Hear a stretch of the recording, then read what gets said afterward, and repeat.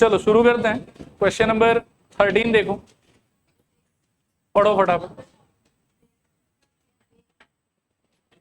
चलो देखो इसको कैसे किया जा सकता है। इसे बोल रहा है कि in the given figure angle M is equals to angle N is equals to 46 degree. ठीक है, ये आप देख सकते हैं यहाँ पर कि ये एंगल और ये एंगल का वैल्यू सेम दिया हुआ आपको, और आगे बोला हुआ कि express in term x in terms of A B and C। मतलब आपको x का वैल्यू चाहिए in terms of A B and C। इसके लिए करना क्या होगा, देखो बहुत ही आसान सा काम है। दो ट्राइंगल में दिखा रहा हूँ आपको यहाँ पर, एक ये छोटा और एक इसी से ओवरलैपिंग ये वाला बड़ा। इन दोनों ट्राइंगल को बहुत ही इजीली आप सिमिलर कर सकते हैं। सिमिलर करने के बाद में जैसे ही आप CPST का प्रॉपर्टी लिखोगे, थोड़ा सा क्रॉस मल्टीप्लिकेशन सब करने से आंसर आ जाता है। ठीक है, लिखो in triangle KPN, in triangle KPN and triangle KLM and triangle KLM we have आगे लिखो angle K equals to angle K is equals to angle K। इसका रीजन होगा कॉमन। अगला लिखो angle N is equals to angle M, reason होगा given बोल दो, दोनों 46 दिया हुआ आपको गिवन। नीचे लिखो therefore bye angle similarity, therefore by angle similarity triangle KPN similar triangle KLM, triangle KPN similar triangle KLM। ठीक है, नीचे लिखो देयरफॉर अभी CPST के बारे में सोचो क्या होना चाहिए।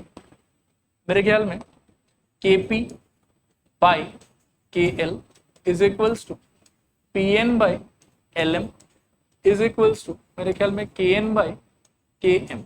ठीक है, बोर्ड से वैल्यूज अगर एडजस्ट करते हो तो KP की जगह पर कुछ ले सकते हो। मेरे ख्याल में फर्स्ट रेशियो हमको डंप कर देना चाहिए क्योंकि उसके अलावा कुछ है ही नहीं KP और KL में। PN पे फोकस करो, PN का वैल्यू कितना है X, LM का वैल्यू देखो एक बार कितना दिया हुआ आप, मेरे ख्याल में A, KN का वैल्यू देखो एक बार कितना दिया हुआ मेरे ख्याल में C, और KM का वैल्यू आपके लिए हो जाएगा B प्लस। देखो एक बार आ रहा समझ के नहीं आया। ठीक है, डन मेरे ख्याल में यहां तक। इसके आगे आप A को क्या कर सकते हो, देखो क्रॉस मल्टीप्लाई कर दो यहां से, तो आपको मिल जाएगा X is equals to AC upon B plus, ये आपका फाइनल आंसर। ठीक है, इसमें थोड़ा सा आपको केयरफुल रहना पड़ेगा KM को लेके। ठीक है, KM का जो आंसर है ये पूरा का पूरा लेना है आपको, तो don't forget to put B plus C। कुछ लोग यहाँ पर गलती से अगर सिर्फ B डाल देते हैं तो उनका आंसर फिर रॉन्ग हो जाएगा। ठीक है, फाइनल आंसर आपका ये बात। डन मेरे ख्याल में सबका।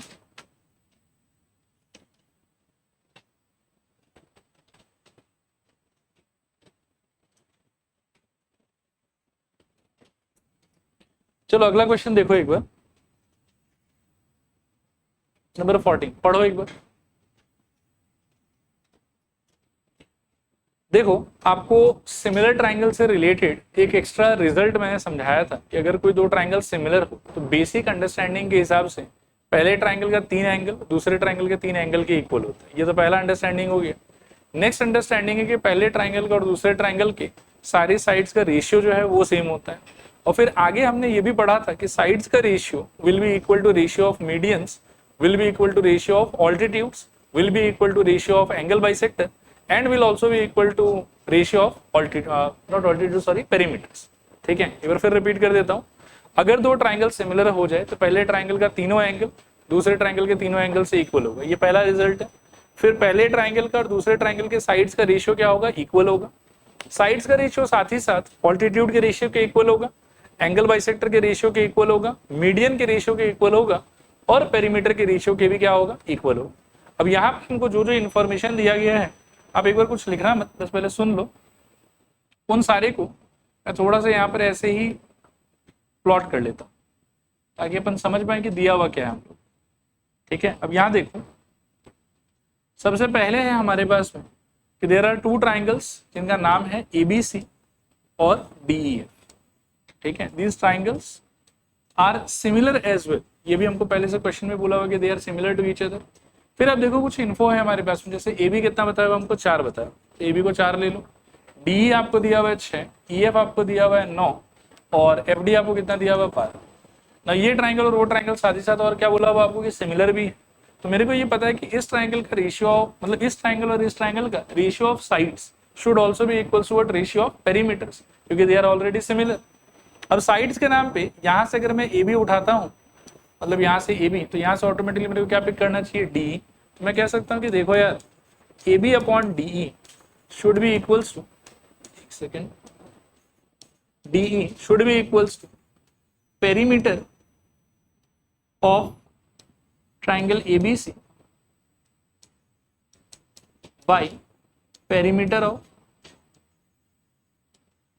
ट्राइंगल क्या, डी, ये होना चाहिए।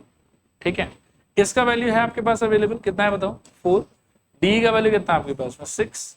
उस तरफ ABC का पेरीमीटर तो आप ढूंढ रहे हो, ठीक है ना, तो मैं ABC बोल के छोड़ देता हूँ यहाँ पे, और नीचे DEF का पेरीमीटर कितना हो जाएगा, 6 + 9 कितना आएगा, 15, और 15 + 12 कितना हो जाएगा, 27। तो यहाँ आपके पास में आ जाएगा 27। अब यहाँ से आप कह सकते हो देखो कि 4/6 is equals to perimeter of triangle ABC upon कितना है आपके पास में 27। 3 से काट लो तो 2 और मेरे ख्याल में 9, और 2 से इसको काटो तो मेरे ख्याल में कितना 2, और 9 2 से कितना हो जाएगा 18। So 18 is equals to perimeter of triangle ABC। इसमें पेरीमीटर की जगह आपसे ऑल्टीट्यूड, मीडियन, ठीक है, एंगल बाइसेक्टर, कुछ भी चीज पूछा जा सकता था कि सेकेंड ट्राइंगल के बारे में आपको साइड्स दे देता और साइड्स के साथ साथ ऑल्टीट्यूड, मीडियन या एंगल बाइसेक्टर किसी एक चीज का वैल्यू दे देता, और उस ट्राइंगल के कॉन्टेक्स्ट में एंगल बाइसेक्टर, मीडियन या ऑल्टीट्यूड का वैल्यू आपसे पूछ लेता। तो सेम ही तरीके से आप स्टार्ट करते, सिंस ट्राइंगल्स ऑलरेडी सिमिलर है तो उनके साइड्स का रेशियो उनके पेरीमीटर के रेशियो के इक्वल होना चाहिए। मीडियन का अगर क्वेश्चन रहता तो मीडियन के रेशियो के इक्वल होना चाहिए, और वैल्यू पुटिंग करके आपको आराम से आंसर। ठीक है, मेरे ख्याल लिखूं, देखो, since triangle ABC similar triangle DEF, since triangle ABC similar triangle DEF, नीचे लिखो therefore AB by DE is equals to perimeter of triangle ABC, perimeter of triangle ABC upon perimeter of triangle DEF, upon perimeter of triangle DEF, perimeter of triangle ABC upon perimeter of triangle DEF. This implies 4/6 equals to perimeter of triangle ABC, perimeter of triangle ABC upon, नीचे आप सीधा 27 एक बार मत लिखना, हो सकता है घर पे आपको याद ना है, आप 6 + 9 + 12 लिख लो, अपॉन 6 + 9 + 12। अगले स्टेप में लिखो, this implies 4/6 is equals to perimeter of triangle ABC, perimeter of triangle ABC by 27। Simplify कर लो तो perimeter of triangle ABC equals to 18 आ जाएगा यहां से।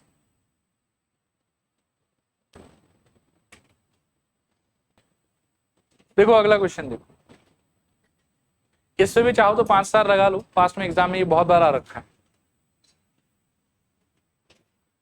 पढ़ लो अच्छे से, फिर बात करते हैं।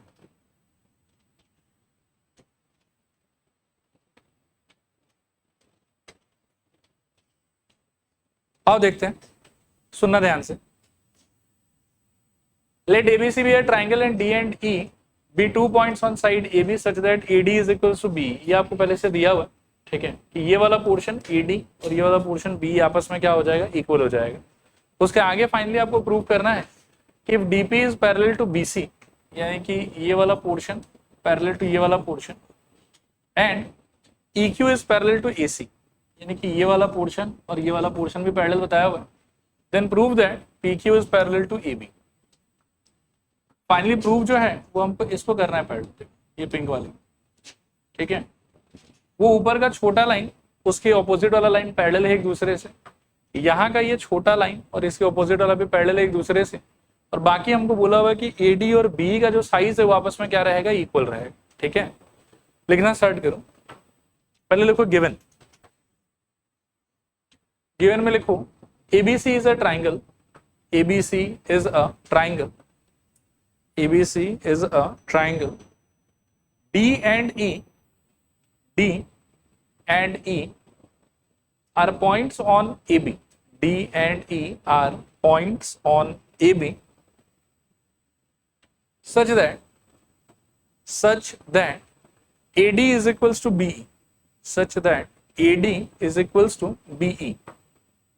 Such that AD is equals to BE. Full stop. आगे लिखो also DP parallel BC and EQ parallel AC. DP parallel BC and EQ parallel AC. नीचे लिखना to prove PQ parallel AB. To prove PQ parallel AB. ठीक है, फिर लिखो proof के लिए एक बार 2 मिनट बोर्ड पर देखना अच्छे से और सोचना मैं क्या कह रहा हूं। सपोज करो कि अगर मैं ये डीपी और बीसी को एक बार पैरेलल मान के चलूं तो मेरे पास में बीपीटी लगाने का स्कोप तो है ही, वो बहुत सारे अलग अलग आइडिया से लगा सकता हूं। उनमें से एक idea upper part divided by whole वाला भी रहता है। ठीक है, तो मैं अगर डीपी पैरेलल बीसी के बेसिस पे अपर डिवाइडेड बाय होल वाला रिजल्ट अगर लगाना चाहूं तो वो क्या होगा, सोच के बताओ। AD by AB is equals to AP by AC। ये समझ में आ रहा है? लिखो इस चीज को। Proof in triangle ABC DP parallel BC नीचे लिखो therefore DP parallel BC therefore by BPT result आपको लगाना है अपर पार्ट बाय होल के फॉर्मेट में। हाँ, तो AD by AB is equals to क्या आएगा बताओ, AP by AC। Very good, इसको मार्क कर लो कुछ, इक्वेशन नंबर 1। ठीक है, लिखो again in triangle ABC EQ parallel AC। EQ यहाँ बोर्ड से देख लो एक बार, इस बार किसका बात कर रहे हैं, EQ ये वाला पार्ट पैरेलल टू ये वाला पार्ट। ठीक है, और इसमें भी मुझे वही रिजल्ट चाहिए, अपर पार्ट बाय होल वाला। लिखो EQ पैरेलल AC, नीचे लिखना देयरफॉर बाय BPT। आप जरा कोशिश करो एक बार क्या होना चाहिए, BQ by BC is equals to BE by BA।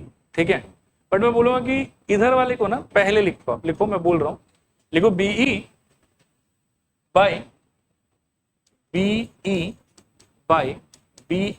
इसको पहले लिख लो, उससे कंपेयर करना इजी हो जाएगा आपके लिए। Is equals to it should be BQ by BC। Equation number 2। ठीक है, आगे लिखो also AD is equals to BE। Also AD is equals to BE। इसका रीजन क्या होगा, given AD is equals to BE, ये आपको दिया हुआ है यहाँ पर ऑलरेडी।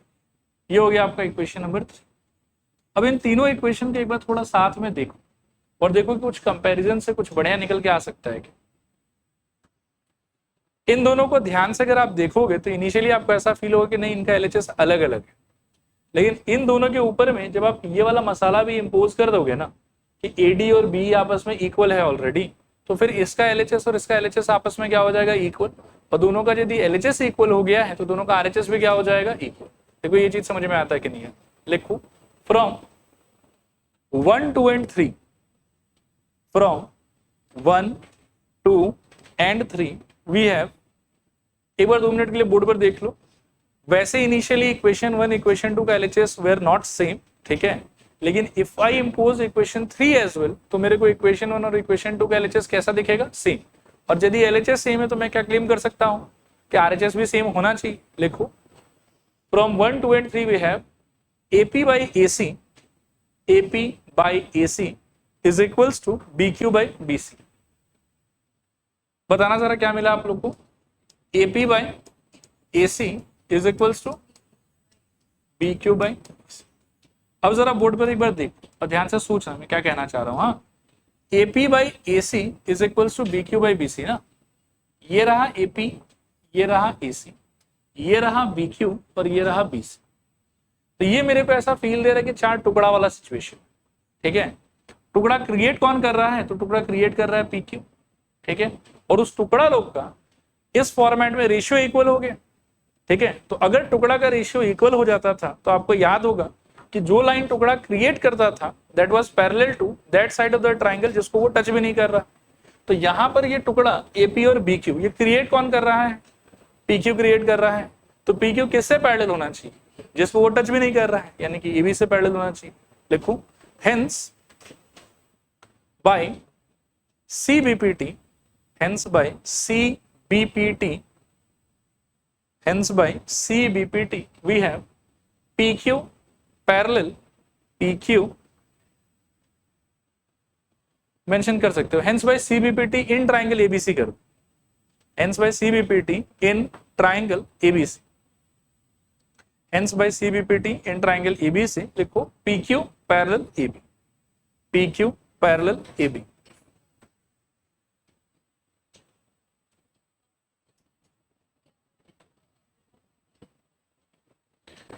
चलो ठीक है, अगला क्वेश्चन देखो।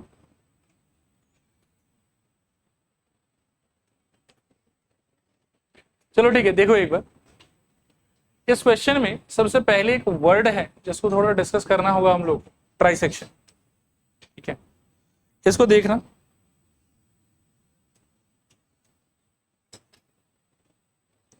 सपोज करो कि आपके पास में एक सिंगल लाइन है, इस लाइन के ऊपर में एक कोई पर्टिकुलर पॉइंट है आपके पास में, मान लो कि पूरा लाइन ओवरऑल यहां से लेके यहां तक 20 सेंटीमीटर का था। इसका नाम मान लो कि A ले लो, इसका B ले लो, और C सपोज करो कि ऐसा पॉइंट है कि यहां से लेके यहां तक का डिस्टेंस 10 और यहां से लेके यहां तक का डिस्टेंस 10। तो C पॉइंट को एड्रेस करने के लिए या पुकारने के लिए हमारे पास में 2 टाइप का लिटरेचर है। C को हम कभी कभार मिड पॉइंट बोल के भी एड्रेस कर लेते हैं, और कभी कभार इसी C को पॉइंट ऑफ बाइसेक्शन भी आप बोल सकते हो। बाई मतलब 2, इसीलिए बाइसेक्शन यानी कि 2 सेक्शन या 2 पार्ट्स, ठीक है। इसी तरीके से अगर सपोज करो कि ऐसा कोई सिनेरियो हो आपके पास में, जहां मान लो कि आपके पास में एक लाइन सेगमेंट है AB, जिसका लेंथ आप ओवरऑल एक बार मान के चलो कि 30 सेंटीमीटर था, ठीक है। अब मान लो कि इनके बीच में आपने 2 पॉइंट चूज करा C और D, ठीक है, और ऐसे चूज करा इनको सच दैट कि ये वाला पोर्शन का वैल्यू जो है वो भी हो जाए 10 सेंटीमीटर, ये भी हो जाए मान लो कि 10 सेंटीमीटर, और ये वाला भी हो जाए मान लो कि 10 सेंटीमीटर। तो C, D इन दोनों को एक साथ आप बोलेंगे point of trisection. C, D इन दोनों को एक साथ आप क्या बोलेंगे बताइए, पॉइंट ऑफ ट्राइसेक्शन। और रीजन बहुत सिंपल है कि अगर आपने एक पॉइंट चूज किया है जिसने इसको 2 इक्वल पार्ट्स में डिवाइड किया, तो हम लोग इसको क्या बोलेंगे, पॉइंट ऑफ बाइसेक्शन या मिड पॉइंट। और अगर आपने 2 ऐसा पॉइंट चूज कर लिया तो पार्ट आपका कितना हो गया, 3, और तीनों का तीनों है एक दूसरे से इक्वल, इसीलिए आप इन दोनों पॉइंट को एक साथ क्या बोल के एड्रेस करेंगे, पॉइंट ऑफ ट्राइसेक्शन। क्लियर है मेरे ख्याल में। तो पॉइंट ऑफ ट्राइसेक्शन जब भी आता है, कभी भी वो सिंगल नहीं आता, हमेशा पेयर में आएगा। वो 2 पॉइंट रहेगा, पार्ट्स कितना क्रिएट होगा आपके लिए, 3। और एक इंपॉर्टेंट और इंटरेस्टिंग चीज है, ये रेशियो थोड़ा मुझे बताने का ट्राई करो आप। AC डिवाइडेड बाई AB और दूसरा AD डिवाइडेड बाई DB क्या होना चाहिए, सोचो। AC बाई AB का वैल्यू, AC हो गया आपके लिए 10 फोटो के हिसाब से, और AB कितना हो गया 30, दिस इज इक्वल्स टू कितना आएगा 1/3। तब ये लेंथ का वैल्यू चाहे जो भी हो, लेकिन ये जो 1/3 वाला चीज आपको मिला है ये हमेशा कंसिस्टेंट रहेगा, हर जगह सेम ही रहेगा। सिमिलरली अगर आप 2 पार्ट को ऊपर ले लेते हैं तो ये क्या हो जाएगा बताइए, 20/30, और सॉल्व करने पे कितना आएगा 2/3, 10/, कुछ गलत बोल दिया क्या? अच्छा ऊपर नहीं, एक्चुअली मैंने थोड़ा सा नामकरण गलत कर दिया, रुको रुको मैं पूरा चेंज कर देता। अब इसको ऐसे याद रखें, इसमें ना आप AC के साथ में ज्यादा यूजफुल होगा कि आप CB सोचो और यहां पर भी 20 करो, तो ये 1/2 हो जाएगा। CB 10 है, देखो देखो एक बार ध्यान से देखो, इसमें ऊपर वाले कॉन्टेक्स्ट में मत सोचो। मैं रुको इसको क्या करूं, ये नया पेज ही ले लूं क्या, छोड़ो। देखो यहाँ देखो, एक्चुअली में ये रेशियो बहुत इंपॉर्टेंट है, इस चैप्टर में भी काम आएगा और कोऑर्डिनेट ज्योमेट्री में भी काम आएगा। इस चीज को अच्छे से समझ लो एक बार। ए से लेके बी तक का लेंथ आपके लिए कितना बोला मैंने 30, ये वाला कितना होना चाहिए 10, ये भी होना चाहिए 10 और ये भी होना चाहिए 10। और दो रेशियो है जो हमेशा आपको याद रखना है, एक है मान लो कि A C divided by C B और दूसरा है आप कह सकते हो कि A D divided by D. अब इसका वैल्यू सोचो एक बार, ए सी का वैल्यू कितना है यहाँ पर 10 और सी बी यहाँ से लेके यहाँ तक कितना हो गया 20, तो ये पार्ट कितना हो जाएगा 1/2 और ए डी बाई डी भी कितना हो जाएगा बताओ, ए डी मेरे ख्याल में 20 और अपॉन में कितना आ जाएगा 10, सॉल्व करने पे कितना आएगा 2/2। ठीक है, तो इसमें मैं आपको बस इतना ही कहना चाहता हूँ, देखो कि दो तो आपके पास में एंड पॉइंट होगा, ठीक है, फिर बीच में आपके पास में 2 पॉइंट आएगा जो इसका कितना इक्वल पार्ट करेगा, 3 इक्वल पार्ट करेगा। अगर आप ए से लेके पहले पॉइंट ऑफ ट्राइसेक्शन तक जाते हैं और फिर वहां से लेके दूसरे एंड पॉइंट तक जाते हैं तो रेशियो हमेशा 1:2 रहेगा।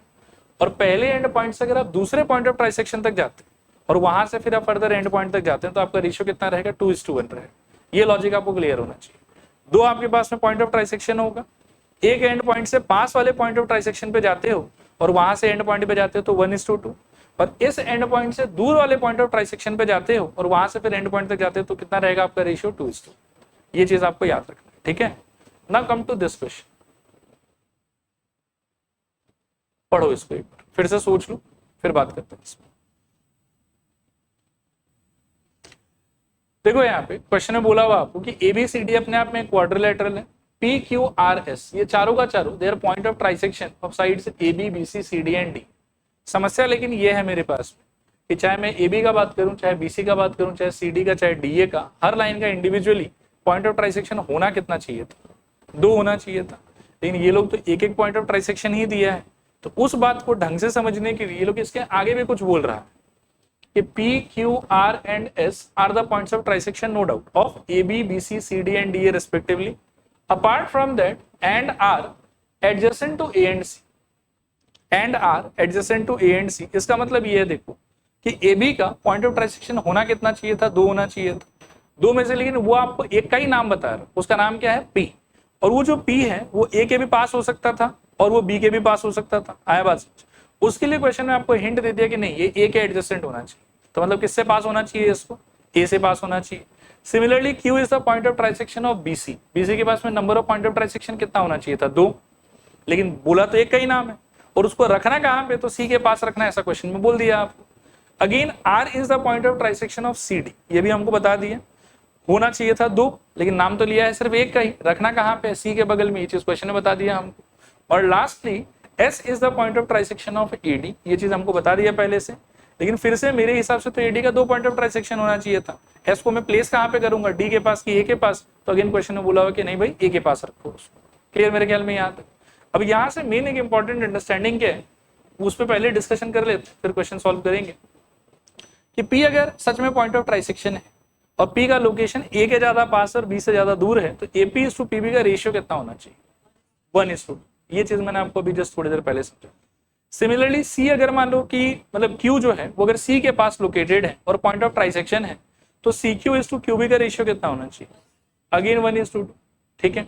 Similarly R is located near to C, ठीक है ना, and R is point of trisection as well, तो C R is to R D का रेशियो क्या होना चाहिए, 1:2 एंड लास्टली 1:2। आया बात समझ? ये रेशियो हमको इनडायरेक्टली आप ऐसा समझो कि पहले से दिया होगा, and this is very general, ठीक है ना, ये हम हर जगह यूज कर सकते हैं जो मैंने आपको यहाँ एक्सप्लेन। क्लियर मेरे ख्याल। अब फर्दर हमको प्रूव करना क्या है वो देखो, हमको प्रूव करना है कि पी क्यू आर एस अपने आप में क्या होगा, पैरेललोग्राम, ठीक है। अब मैं ऑरली पहले आपको सोल्यूशन समझा देता हूँ फिर हम लोग इसको लिखेंगे। हम क्या करेंगे, कंस्ट्रक्शन के नाम पे पहले एक लाइन ड्रॉ कर लेंगे AC, ठीक है ना, कोई भी एक डायगोनल आप जोड़ सकते हो, नॉट नेसेसरी कि आप AC ही जोड़ो, आप BD भी जोड़ सकते हो, AC जोड़ो या BD जोड़ो, दोनों से आपका काम हो जाएगा। एक बार सपोज करो कि आपने AC जोड़ लिया, AC जोड़ने के बाद में आप ये वाले ट्राइंगल पे फोकस करो, ये ट्राइंगल आपको दिखाई दे रहा होगा। इस ट्राइंगल के अंदर में मेरे जानकारी अनुसार कि मैं जो ऑब्जर्व कर पा रहा हूँ मुझे 4 पार्ट दिखाई दे रहे थे, 1 पार्ट, 2 पार्ट, 3 पार्ट, 4 पार्ट। आप देखो कि आपको दिख रहा है कि नहीं दिख रहा, करेक्ट, ये 4 पार्ट दिखाई दे रहा है आपको। पर इन चारों पार्ट का अगर आप देखोगे तो BP/PA इसका आंसर कितना आएगा, 2:1, एंड अगेन BQ/QC इसका आंसर भी कितना आएगा, 2:1। तो ये जो 4 पार्ट हमको दिख रहा है इन चारों पार्ट का रेशियो क्या हो गया, इक्वल। और रेशियो अगर इक्वल हो गया तो जो आदमी वो पार्ट क्रिएट कर रहा है और ट्राइंगल का जो अनटच्ड साइड है वो दोनों क्या हो जाएगा, एक दूसरे से parallel. Similarly you can show कि RS is parallel to what, AC, उस ट्राइंगल के अंदर, ठीक है। और वहां से आप क्लेम कर सकते हो कि yes P Q is parallel to R S, ये क्लेम हुआ। फिर आप बोलोगे कि अगर हमने बी डी ज्वाइन किया होता तो हमको मिल जाता है कि R Q is also parallel to S P, and then in the quadrilateral P Q R S both the opposite pair of sides are parallel to each other, hence it is a parallelogram. ठीक है मेरे ख्याल में, लिखो फटाफट, लिखो given, given में लिखो ABCD is a quadrilateral, ABCD is a quadrilateral, ABCD is a quadrilateral with P, Q, R and S, with P, Q, R and S being opposite ने सर क्या बोल, being points of trisection, being points of trisection of AB, BC, CD and DA respectively, CD and DA respectively, full stop। आगे लिखो to prove PQRS is a parallelogram, to prove PQRS is a parallelogram, लिखो proof। अच्छा हाँ construction में चाहिए होगा sir, construction में लिखो join AC, construction join AC, फिर लिखो प्रूफ में लिखो इन ट्राइंगल डीबी के लिए सिमिलरली बोल, ज्वाइन नहीं करेंगे, लिखो in triangle ABC, in triangle ABC we have BP by PA is equals to BQ by QC is equals to 2/1। नहीं ट्राइसेक्शन वो बोल दिया तो अंडरस्टूड, मतलब ये काफी जनरलाइज चीज है, इसीलिए मैंने ट्राइसेक्शन आपको अलग से समझा दिया, ठीक है क्लियर मेरे ख्याल में यहां तक। इसके आगे लिखो therefore bye CBPT, therefore by CBPT PQ parallel AC, therefore by CBPT PQ parallel AC, इसको मार्क करो इक्वेशन नंबर 1। फिर लिखो again in triangle,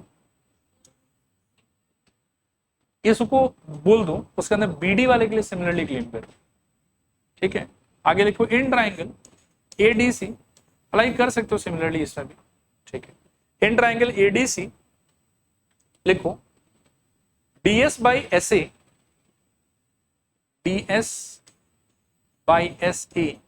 is equals to DR by RC is equals to 2/1, DS by SA is equals to DR by RC is equals to 2/1। नीचे लिखो therefore by CBPT, therefore by CBPT लिखना RS parallel AC, therefore by CBPT RS parallel AC, इसको mark करो equation number 2। फिर लिखो from 1 and 2 लिखो PQ parallel RS, लिखो similarly we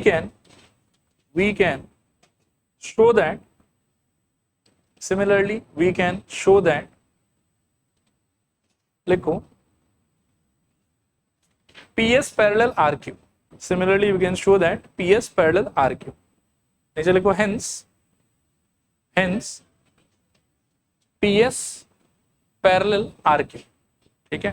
आगे लिखो hence PQRS is a parallelogram, hence PQRS is a parallelogram, hence PQRS is a parallelogram।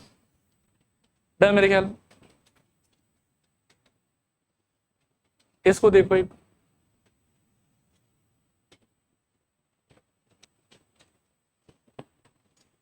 देखो बात करते हैं। In the given figure angle 1 is equals to angle 2, मतलब ये वाला एंगल और ये वाला एंगल आपको इक्वल बोला, ध्यान से सुनते जाओ, ठीक है। फिर आपको बोल रहा है कि triangle NSQ congruent triangle MTR, इसको भी थोड़ा रियलाइज कर लो आप। ट्राइंगल NSQ मेरे ख्याल में ये रहा, ठीक है, इस congruent to triangle MTR, MTR मेरे ख्याल में ये रहा, ठीक है। बाकी इस कॉन्ग्रुएंसी का एप्लीकेशन होगा, मैं बता दूंगा क्या एप्लीकेशन हो, लेकिन ये दोनों चीज आपको दिया हो, ये वाला मतलब ग्रीन और पिंक जो भी मैंने मार्क किया था वो ट्राइंगल्स कॉन्ग्रुएंट है, एंगल 1 इक्वल्स टू एंगल 2 है, और आपको प्रूव करना है कि triangle PTS is similar to triangle PRQ। अब PTS कहाँ लोकेटेड है, देखो ये रहा PTS मेरे ख्याल में, और PRQ का बात करें हम तो PRQ मेरे ख्याल में ये रहा, ठीक है। सेम अलाइनमेंट में एक छोटा ट्राइंगल और एक बड़ा ट्राइंगल, क्लियर, इन दोनों को हम लोग क्या करना है, सिमिलर। सिमिलर करने का क्या क्या रास्ता था हमारे पास, एंगल एंगल और साइड साइड साइड और साइड एंगल साइड। भी देखो एंगल एंगल का थोड़ा सा हमको मन में लालच आ सकता है कि क्या पता एंगल एंगल हो जाए, बिकॉज एक एंगल P तो दोनों छोटे और बड़े ट्राइंगल में क्या हो जाएगा, कॉमन, लेकिन सेकंड एंगल आप कितना भी ढूंढ लो आपको मिलेगा नहीं उन दोनों के बीच, ठीक है। तो एंगल एंगल का आइडिया डिस्कार्ड कर रहे हैं। साइड के बारे में तो कोई इन्फो है ही नहीं मेरे पास में अभी फिलहाल, ठीक है, तो ट्रिपल साइड वाला भी मैं डिस्कार्ड कर, चांसेस है कि सिंस एक एंगल साफ साफ डायरेक्टली दिखाई दे रहा है तो SAS कहीं ना कहीं लगने का उम्मीद है थोड़ा सा हम लोग को। अब SAS देखो कैसे लगेगा उस चीज को थोड़ा समझना आप अच्छे से। हाँ, ये जो angle 1 equals to angle 2 given है मेरे, इसको मैं साइड्स में अगर कन्वर्ट करना चाहूं तो क्या कर सकता हूं, छोटा वाला ना, हाँ छोटा वाला आइसोसेलेस हो गया, इसके चक्कर में साइड का क्लेम क्या कर सकते हो, मेरे ख्याल में PS is equals to PT, ये समझ में आया। And already we had angle P equals to angle P, common angle था इसके बीच में, PS इक्वल्स टू PT आ गया, लेकिन ये आर्ग्यूमेंट टू बी ऑनेस्ट मेरे काम का आर्ग्यूमेंट नहीं है अभी के लिए एटलीस्ट, ठीक है। अब सुनना नेक्स्ट, हाँ बस मैं उसी पे आ ही रहा हूं। NSQ is congruent to triangle MTR, इसको एक बार और देखो, ये वाला और एक सेकंड रुक जाओ, MTR ना ये वाला,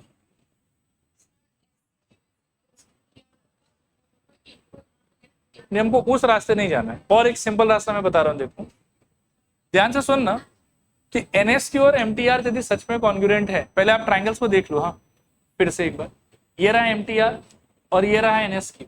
मेरा क्वेश्चन आपसे ये है कि NSQ में मुझे लगता है कि कंप्लीट एंगल Q इन्वॉल्व है, सही कह रहा हूं।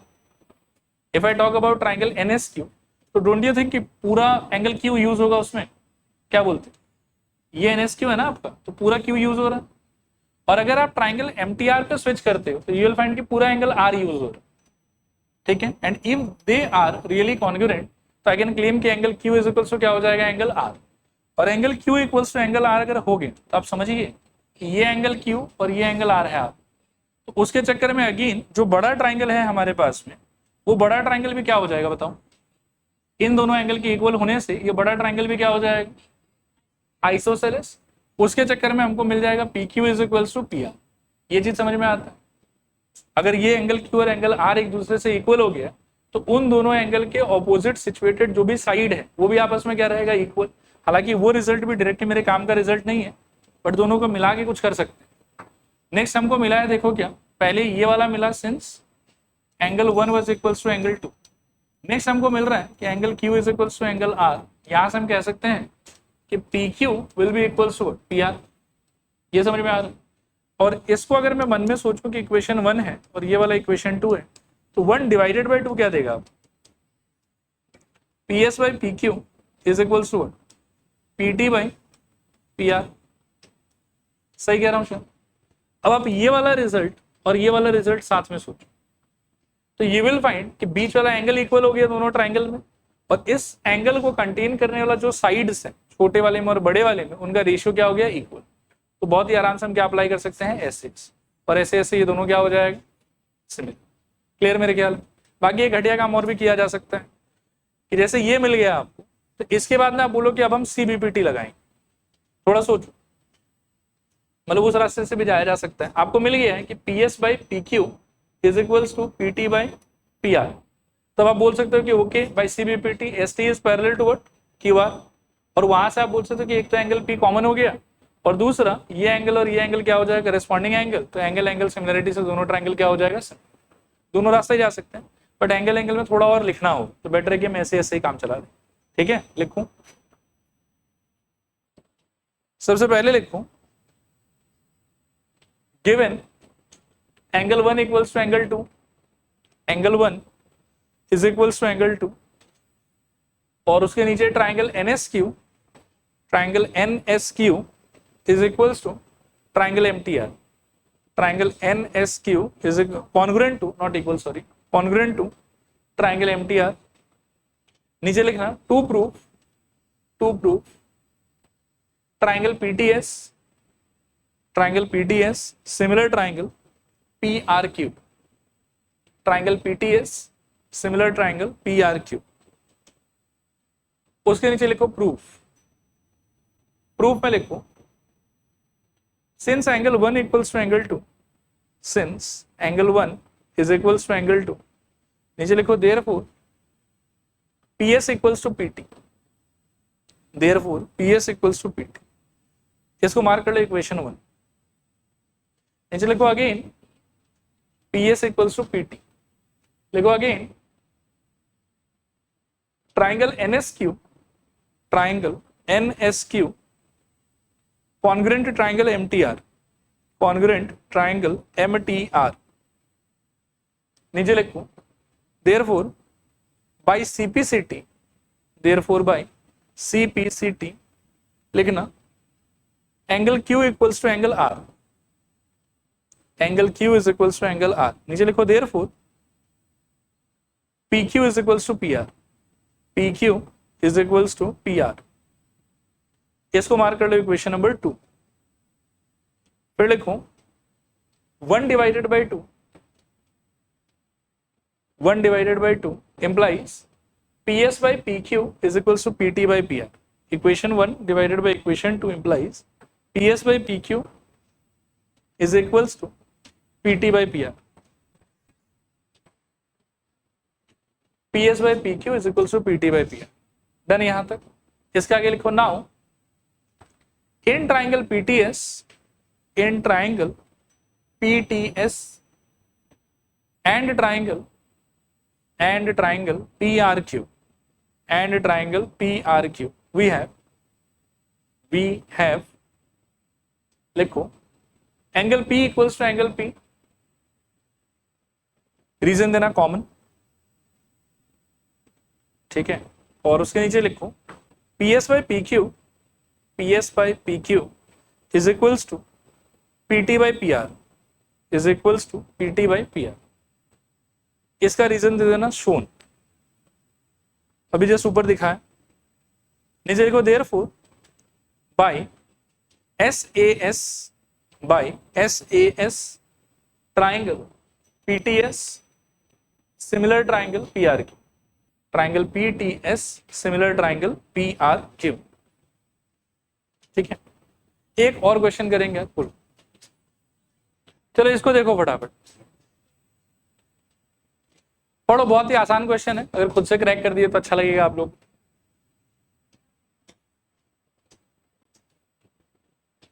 क्वेश्चन वैसे 2 लाइन का ही है, बट मैक्सिमम चांसेस है कि लोग गलत करते हैं इसको।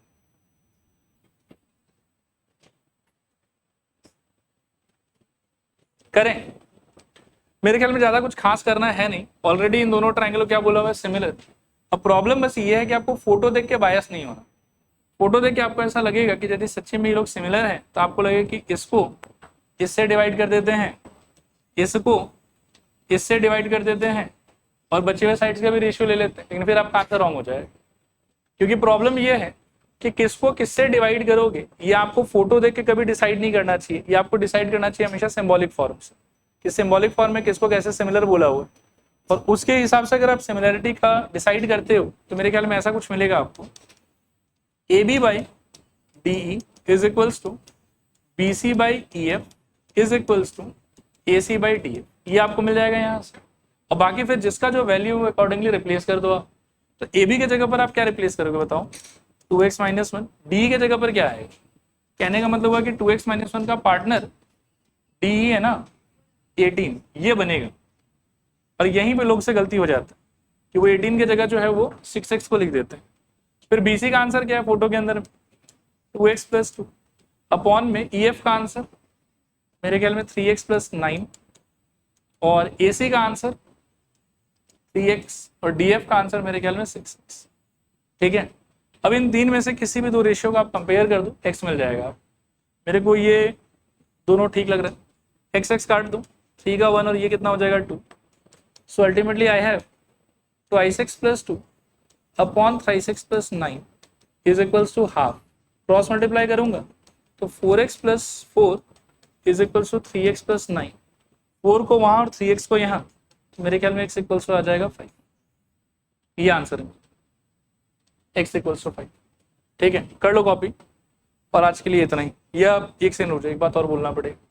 ये समझ में आया यहाँ तक? आपको x ढूंढना था या सारा साइड ढूंढना था? सारा साइड ढूंढना था। तो यहाँ पे फिर रुकना नहीं है आप।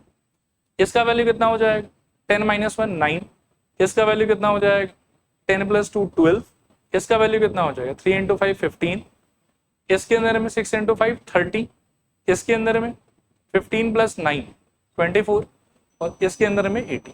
तो वो वाला चीज भी आपको मेंशन करना पड़ेगा नीचे। ठीक है, लिख लो, मेंशन करवा ही देता हूं।